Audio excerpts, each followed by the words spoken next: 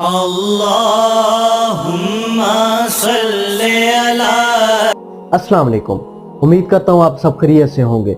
14 फरवरी को कुछ लोग वैलेंटाइन डे मनाते हैं और वो कहते हैं कि ये मोहब्बत का दिन है। इस दिन वो जिससे भी मोहब्बत करते हैं उससे इजहार करते हैं।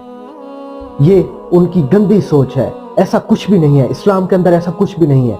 अगर आज आप किसी की बहन को फूल पेश करेंगे तो सोचें कल अगर आपकी बहन को फूल आ गया तो फिर आप क्या करेंगे। और ये ऐसा गुनाह है जिसकी सजा दुनिया ही में इंसान को मिलती है। अगर आप किसी की इज्जत पे हाथ डालेंगे तो कल आपकी इज्जत के साथ ऐसा होगा, आपकी इज्जत का जनाजा निकलेगा। अगर आप किसी की बहन के साथ गलत तरीके से पेश आते हैं, उसकी इज्जत लूटते हैं, तो कल आपके साथ ऐसा होगा।